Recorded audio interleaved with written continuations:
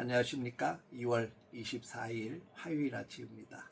지난밤도 평안하셨죠? 오늘도 새날을 주신 하나님께 감사하고 믿음으로 힘있게 달려가는 저와 여러분들, 또 오늘 함께 말씀 묵상한 것을 가슴에 품고 말씀 안에서 순종하며 달려가는 저와 여러분들 되시기를 주의 이름으로 축원합니다. 오늘은 마태복음 11장 16절에서 19절의 말씀을 통해서 이 세대를 무엇으로 비유할까라고 하는 주제로 함께 은혜를 나누도록 하겠습니다. 먼저 성경을 읽겠습니다.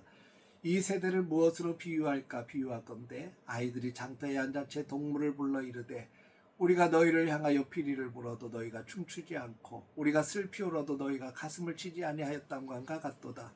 유한이 와서 먹지도 않고 마시지도 아니하며 그들이 말하기를 귀신이 들렸다 하더니 인자는 와서 먹고 마시며 말하기를 보라, 먹기를 탐하고 포도주를 즐기는 사람이요 세리와 죄인의 친구로다 하니 지혜는 그 행한 일로 인하여 옳다함을 얻느니라.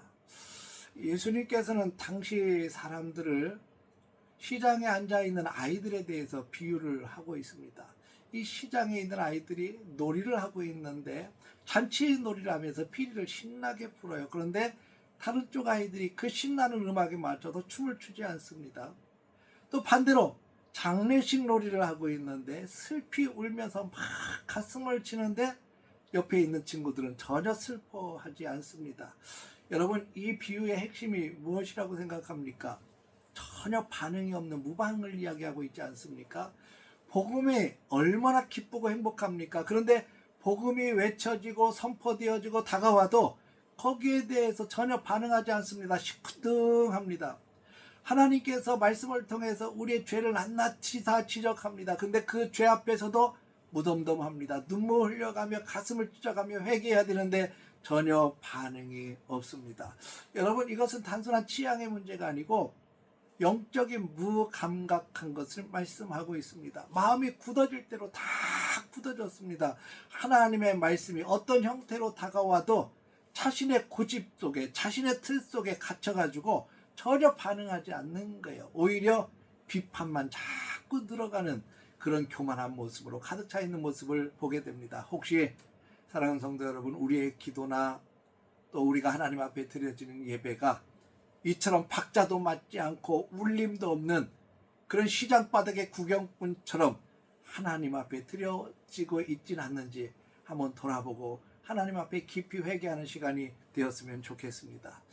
사람들의 반응을 보면 세례 요한이 와서 금식하며 절제할 때 세례 요한을 가리켜서 저 귀신 들렸다고 비난을 했어요. 밤에 예수님께서 오신 모습은 전혀 달랐습니다. 예수님은 오셔서 죄인들과 함께 먹고 마시며 기쁨을 나눴습니다. 그랬더니 또 손가락질합니다. 먹기를 탐하고 포도주를 즐기는 사람이요 죄인의 친구라고 비난을 했습니다.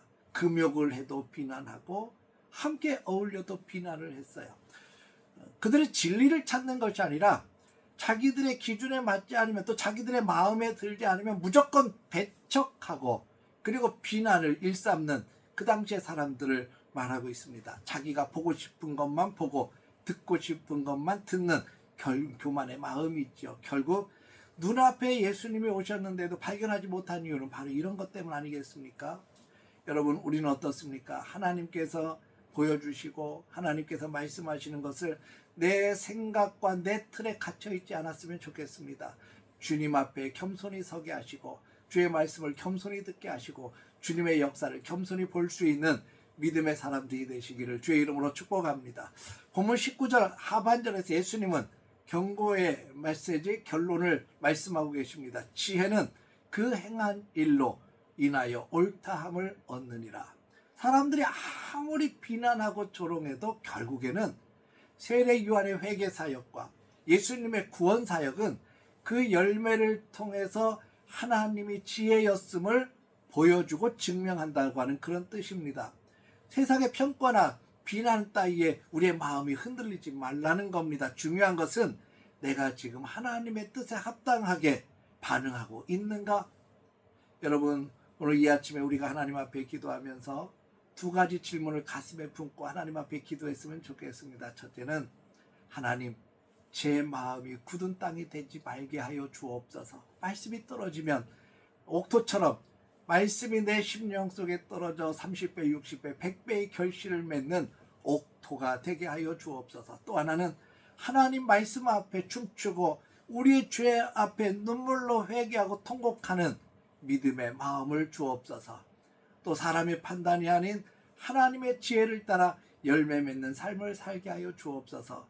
하나님 앞에 믿음을 가지고 기도하며 나아가는 귀한 아침 되시기를 주의 이름으로 축원합니다. 기도하겠습니다.